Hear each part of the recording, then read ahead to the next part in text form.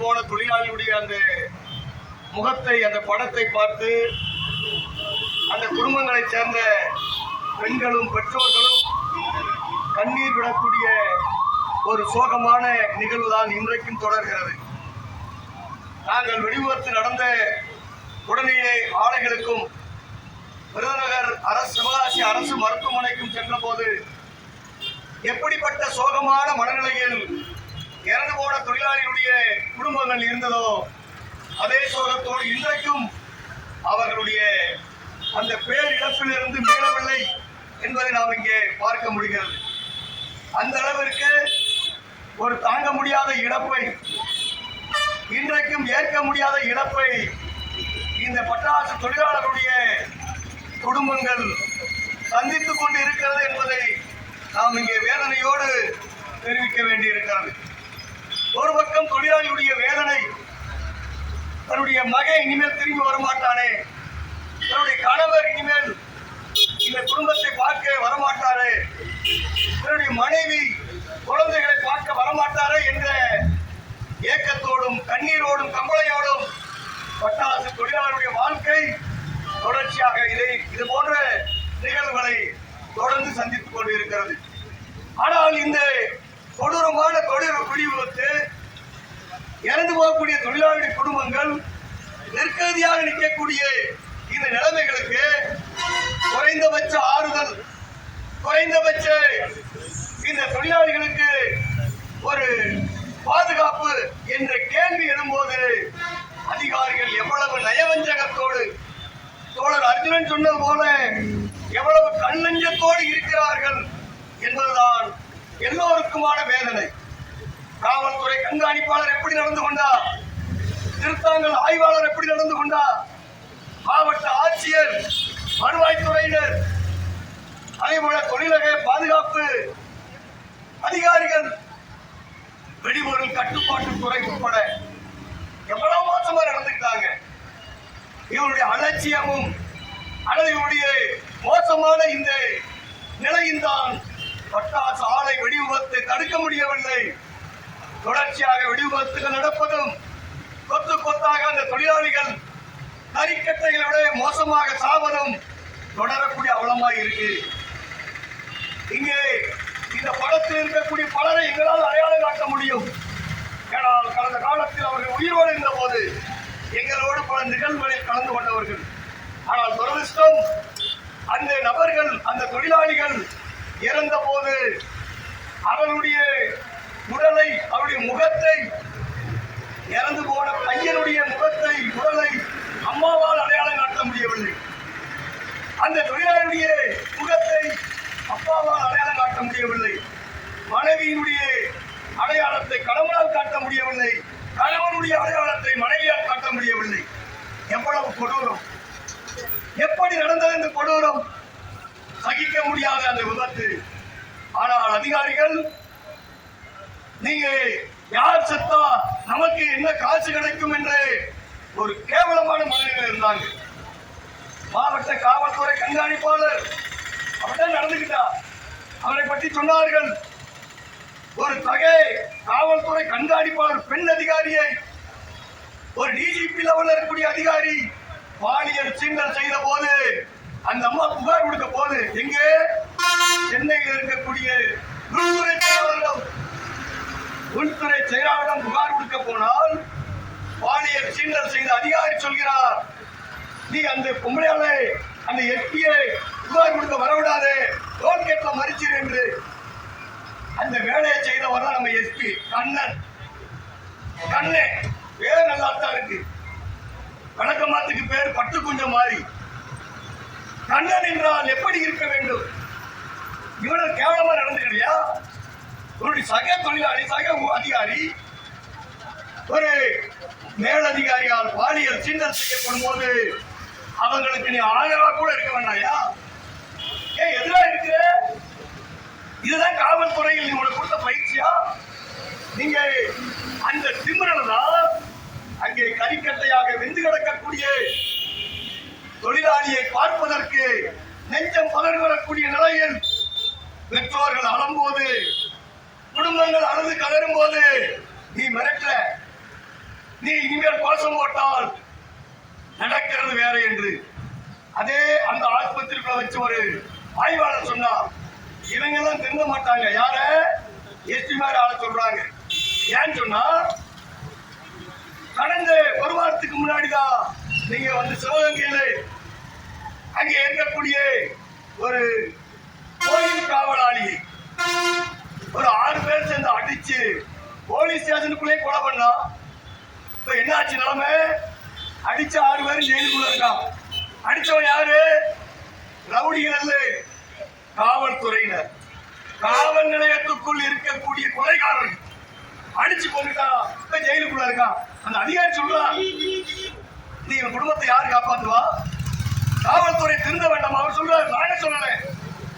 கடந்த 2 ஆண்டுகளுக்கு முன்னால் இதே தூத்துக்குடியில் ஜெயராஜையும் பெலிக்ஸையும் அடித்து படுகொலை செய்த காவல்துறை அதிகாரி இப்போ வரைக்கும் ஜெயிலுக்குள்ள இருக்கிறார், ஜாமீன் இல்லை. அவர் குடும்பம் நடத்துற நிக்கு யார் அடிக்க சொன்னா என்பதை இன்னைக்கு வரைக்கும் அந்த அதிகாரிகள் சொல்ல முடியல. அதை சொல்லிட்டு தான் சொல்றார், இவங்க திருந்த மாட்டாங்க. உடனே எஸ்பி பத்திரிகையாளர் பேட்டி கொடுக்குறாரு. என்ன கொடுக்குறாரு? நான் சொன்னதை நீங்க திருத்தி சொல்லிட்டீங்க. சுய உணர்வான இருந்த போதைக்கதை போட்டிருந்தியா? போதை தெளிஞ்சவன மாறிட்டியா? கண்ணன் அவர்களே, காவல்துறை கண்காணிப்பாளருங்கிற மகத்தான பொறுப்புக்கு நீ தகுதியில்லாத ஆளு. ஏயா அந்த தொழிலாளி குடும்பம், அந்த தொழிலாளியுடைய மகன் செத்து கிடக்கிறான், கறிக்கட்டை மாதிரி வந்து அவன்கிட்ட காட்டிய வீரத்தை நடக்கிறது வேற என்று நீங்க போய் சொல்லு. கஞ்சா கடத்தவங்க பேசு. 24 மணி நேரம் சாராய வைக்கிறான், அவன்கிட்ட காட்டுவோம் வீரத்தை. கொள்ளைக்காரர்கள் தைரியமா நடக்கிறான். ஆனா அவங்க மேலாம் இவங்களுக்கு பாவம் அல்ல. ஏன்னா இவர்களுக்கு கப்பம் கட்டுகிறார்கள். யாரு? பட்டாசு முதலாளி. இந்த இவர்கள் இவ்வளவு சொகுசாய் இருப்பதற்கு, பட்டாசு முதலாளிகள் இவ்வளவு சொகுசாய் இருப்பதற்கு உங்களுக்கு மூலதனம் என்பது நீங்க போட்ட பணம் இல்லை. நீ அப்படி ஒன்றும் பணமும் போடல. ஆனால் தொழிலாளியுடைய உயிர், இந்த இறந்து போன தொழிலாளியுடைய உயிர் தான் பட்டாசு முதலாளிகள் இவ்வளவு சொகுசா ஆடம்பரமா கோடீஸ்வரனா இருக்கீங்க. ஆனா அந்த இறந்து போன கறிக்கட்டையான தன்னுடைய சொகுசு வாழ்க்கைக்கு தன்னுடைய உயிரை கொடுத்து வேலை செய்கிற தொழிலாளிக்கு இழப்பீடு கேட்டா கூட்டம் போடுறா. உடனே என்ன கூட்டம்? இதுக்கு மேல காசு கொடுக்க முடியாது, நாங்கள் கேட்கிறோம். கேட்கக்கூடிய பட்டாசு உற்பத்தியாளர் சங்கத்தை இதே ஊருக்கு அண்ணாமலை வந்தா எவ்வளவு செலவழிச்சீங்க? எத்தனை லட்சம்? கோடு முட்டை அடிச்சு வைக்கிறதுக்கு ஒரு ஆளு 25 லட்சம் செலவழிச்சிருக்கிறார். அவர் போட்டி போட்டு அங்கே கரூர் தொகுதிக்கு 1 கோடி ரூபாய் கொண்டு போய் கொடுத்திருக்கிறான். அண்ணாமலை அவனுக்கு பட்டாசு வேலை பார்த்து கொடுக்குறான். அவனே அவனுக்கு இவ்வளவு சொகுசா இருக்கிறதுக்கு, கொள்ளை லாபம் கிடைப்பதற்கு வேலைக்கு வந்தான். ஆனால் நீ அண்ணாமலைக்கு அள்ளி கொடுப்ப. அன்னைக்கெல்லாம் உனக்கு கஷ்டம் தெரியாது, அன்னைக்கெல்லாம் கூட்டம் போட மாட்டேன். எதுக்கு இவனுக்கு கொடுக்கணும்? கூட்டம் போட்டு சொல்லு, எவன் கொடுக்காதேன்னு சொல்லு. ஏன்னா இதே பிஜேபி தாயா உன் தொழிலை நடத்தக்கூடாதுன்னு சொன்னவன். உச்ச நீதிமன்றத்தில் பிஜேபியுடைய தலைவராக இருந்து ஹர்ஷ்வர்தன் அதான் சொன்னாரு, பட்டாசு தடை செய், அது வெடிச்சா புகை வருது, அது சுற்றுச்சூழலுக்கு காற்று மாசு ஏற்படுத்துது, அப்படி விட்டு போட்டது தானே. ஆனா அவனுக்கு அந்த கட்சி தலைவர் சிவகாசிக்கு வந்தால் லட்சமா கொட்டி கொடுப்பேன். ஆனால் உனக்கு கொட்டி அழுது இந்த தொழிலாளி செத்தா 5 லட்சத்துக்கு மேல கொடுக்க மாட்டேன்னு கூட்டம் போட்டு பேசுவேன். நாங்க விட மாட்டோம். எங்கிட்ட பல பேர் பேசலாம், என்னங்க எப்படி பண்றீங்க? ஆமா அப்படித்தான் பண்ணுவோம். நீ உனக்காக வேலை பார்த்த தொழிலாளிக்கு காசு கொடுக்க மாட்டோம்னா நீ எதுக்கு தொழில் பண்ற? நாங்கள் இந்த நேரத்தில் ஒரு விஷயத்தை தெளிவா சொல்றோம். இன்னைக்கும் நாங்கள் நீதிமன்றம் போனோம். எங்களுடைய இறந்து போன தொழிலாளி குடும்பம் நீதிமன்றத்தில் அங்கே தெளிவாக சொல்லி இருக்கிறோம், இந்த குற்றவாளிகளுக்கு நீங்கள் பிணை கொடுக்க கூடாது, ஜாமீன் கொடுக்காத. ஒருத்தர் 2 பேர் 10 பேரை கொலை செய்திருக்கிறார்கள். 10 பேரை கொலை செய்த குற்றவாளிக்கு உடனே ஜாமீனா? அதோட கொடுமை தெரியுமா? முருகன் சொன்னதா, நொம்பி வெட்டின ஒருத்தன் அதை நோண்டி தின்ன இன்னொருத்த மாதிரி. ஏதோ பட்டாசு ஆலை முதலாளியா போர்மனா இருக்கிறான். தீபாவளிக்கு 300 கோடி 400 கோடி லாபம் வருது. அந்த குட்டு போர்மனு கணக்கு பண்ணி கூட எடுத்து போனா முதலாளியில அவனை கைது பண்ணலையே. என்னாச்சு? இந்த கோவிலேஷ் பட்டாசு ஆலையில வரிசையா சொல்லி இருக்கிற யாரெல்லாம் குற்றவாளி? முதல் குற்றவாளி கமல்குமார், அவர் பட்டாசு அந்த கோவிலேஷ் பட்டாசு ஆலை குத்தகைக்கு எடுத்தவர். இரண்டாவது குற்றவாளி மாயக்கண்ணன், பட்டாசு ஆலை இருந்த அந்த ஆலையினுடைய நிலத்துக்கு சொந்தக்காரர். கட்டடத்துக்கு எவன் சொந்தக்காரன் தெரியல. பட்டாசு ஆலை இருக்கு பாருங்க கோவிலேஷ், அந்த பட்டாசு ஆலையில இருந்த சுவர் இருக்குல்ல, கட்டடம் இருக்குல்ல, குடோன் இருக்குல்ல, மேக்சன் இருக்குல்ல, மருந்து ரூம் இருக்கு பாருங்க, அதுக்கு எவன் சொந்தக்காரன்னு எப்பயாவது இல்லை. ஒருவேளை அந்த இடத்துல நிக்கான்னு தெரியல. சல்பர் லைசன்ஸ் கமல்குமார், நிலத்து உரிமையாளர் மாயக்கண்ணு, ஃபேக்டரி உரிமையாளர் கோகுலேஷ். அப்படின்னா என்ன ஆச்சு?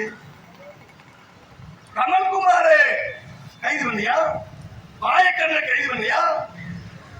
யார கைது பண்ணிருக்க? பாவம் தொழிலாளி, தொழிலாளியோட தொழிலாளி போனவர். அவர் போர்மனை கைது பண்ணிட்டாரா? இவரு யாரு? மாவட்ட காவல்துறை கண்காணிப்பாளர் மாவீரன் கண்ணே. ஏன்னா நீங்க இந்த குற்றவாளிகள் எல்லாம் முதல் குற்றவாளி, இரண்டாவது குற்றவாளி எல்லாம் அங்கங்க இவங்களுக்கு வேண்டிய இடத்துல இருக்கிறாங்க. ஏன் வேண்டிய இடத்துல இருக்க வச்சுட்டு அவங்களை கைது பண்ணல?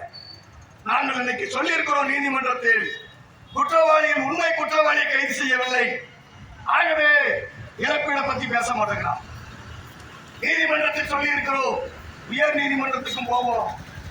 உனக்கு ஜாமீன் உயர் நீதிமன்றத்துக்கு வரும்ல, இங்கே மாவட்ட நீதிமன்ற செஷன்ஸ்ல மறுக்கப்பட்டால் எங்க போவேன், அங்கேயும் நாங்க வந்து நிற்போம். இங்கே இந்த குற்றவாளி அத்தனை பேரையும் கைது செய்யும் வரை ஒருபோதும் இந்த பிரச்சனை பின்வாங்க மாட்டோம். இழப்பீடு கேட்டா உனக்கான உயிரை கொடுத்தவங்க கேட்டா கொடுக்க மாட்டேன். எஸ்பிக்கு கப்பம் கட்டுவேன், அண்ணாமலைக்கு அள்ளி கொடுப்பேன், பணம் பொருள் காசை கொடுப்பேன். ஆனா தொழிலாளி கொடுக்க மாட்டேன், ஒருபோதும் அனுமதிக்க மாட்டோம். அதே போல நேரத்தைக்கு மறுபடியும் வடிவமைப்பு நம்ம தான்பாம தலைவர் பத்திரிகையில பேட்டி, இந்த அங்கங்க சுத்தம் இல்லாம சுகாதாரம் இல்லாம நம்ம கோயிலுக்கு போனா கோயிலுக்கு போற விபத்துல இறந்து போவாங்க, அந்த விபத்தாரி காயப்படுத்துவாங்க. அவ என்னையாவது சாமியை பார்க்கத்தான், ஏதாவது நமக்கு நல்லா நடக்காதா, கஷ்டம் தீராதான்னு போனோம். ஆனா அந்த சாமியை பார்க்கும்போது விபத்தாகி போச்சு அப்படின்னு அதுக்கு ஒருத்தன் சொல்லுவான். போனவங்க முறை சுத்தமா இருக்க மாட்டாங்க. அது மாதிரி தான்பாம தலைவர் பேசுறான், பட்டாசு ஆலைகளை சுத்தமா வச்சிருக்கணும். சின்ன சின்ன ஆளெல்லாம் பட்டாசு ஆலை வச்சிருக்காங்க, அதை வச்சிருக்கா வச்சிருக்கோம். பயிற்சியான தொழிலாளி வச்சு வேலை செய்யல. நாங்க கேட்கிறோம், பட்டாசு ஆலையை துவக்கிறவரு ஸ்டாண்டர்ட் ராஜரத்னம், அவர் ஆலையில வேலை பார்க்கிறோம்னா விவரம் பண்ணாங்கன்னா இந்த 80 பக்கத்துல ஆக்சிடென்ட் நடந்துச்சு, அவர் சுத்தமா வச்சுக்கல ஆலைய. சரி அதை விட நேற்று உங்க தம்பி ஆபீஸ்ல எடுத்துருச்சு, நேற்று இந்துஸ்தான் பயர் ஆபீஸ் தான்பாம தலைவருடைய தம்பி ஆபீஸா சுத்தம் இல்லாம ஏயா வச்சிருக்கோ கேட்டுக்கணும்ல.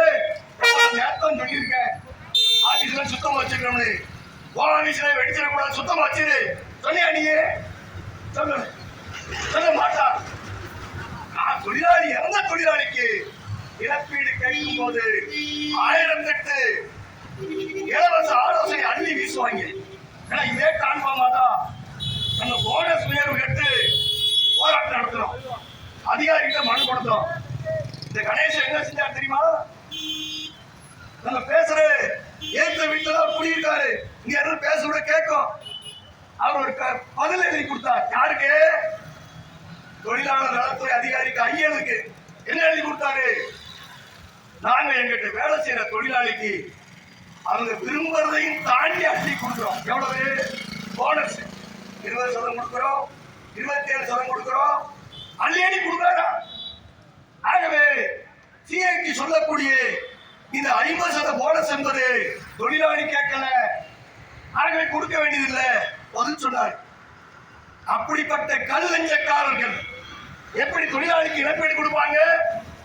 ஆகவே நான் முடிவெடுத்தோம், மயிலே மயிலே எனக்கு போடு என்று சொன்னால் இது போடாது, இது கள்ள மயில், குடிச்சு புடிஞ்சாத்தான் நடக்கும். ஆகவே நான் இன்றைக்கு நீதிமன்றம் போனோம், அடுத்து உயர் நீதிமன்றம் போகிறோம்.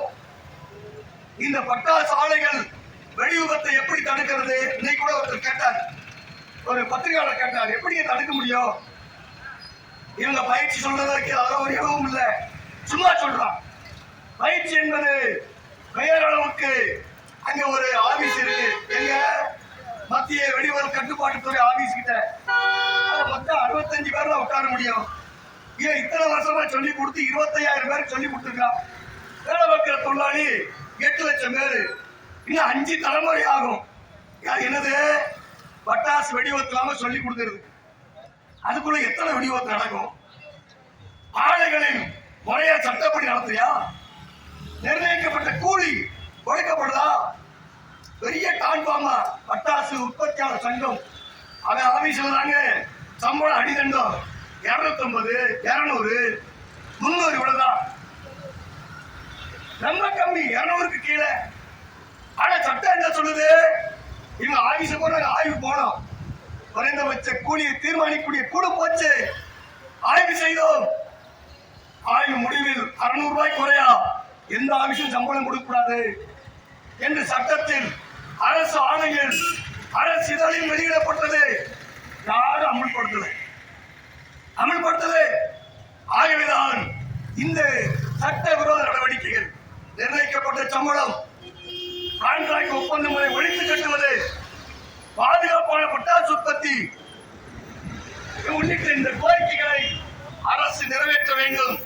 பட்டாசு உற்பத்தியால் நிறைவேற்ற மாட்டாங்க. எங்களுடைய போராட்டம் நிறைவேற்ற வைக்கும். எதிர்காலத்தில் வெடி விபத்துக்களை தடுப்பதில் தொழிலாளி வர்க்கம் ஒன்றுபட்டு உணவா போராடும். அப்படிப்பட்ட போராட்டம் தான். நாங்கள் ஒரு விஷயத்தை சொல்றோம், நீங்க அண்ணாமலை காசு கொடுத்தீங்க, நிர்மலா சீதாராமனுக்கு கோடி கோடியா கொட்டீங்க, ஆனா அவங்க எல்லாம் உங்க தொழிலுக்கு எதிராக இருந்தார்கள். ஆனால் செங்கோடி பேர் இயக்கம் உங்க தொழிலை பாதுகாக்க போராடி மாவட்ட ஆட்சியர் அலுவலகத்தை முற்றுகையிட்டு தொழிலை பாதுகாத்தோம். தொழிலாளிகளை பாதுகாக்கும் போராட்டத்தை நடத்துகிறோம். நிச்சயமாக இந்த விபத்தை தடுக்கக்கூடிய, தொழிலாளி உயிரை பாதுகாக்கக்கூடிய போராட்டத்தை எதிர்காலத்தில் மிகப்பெரிய அளவிற்கு தொழிலாளிகளை ஒன்றுபடுத்தி நடத்தி காட்டுவோம். இந்த இறக்கக்கூடிய தொழிலாளிக்கு முழுமையான இழப்பீடு கிடைக்கும் வரை எங்களுடைய போராட்டம் தொடரும் என்று சொல்லி வாய்ப்புக்கு நன்றி.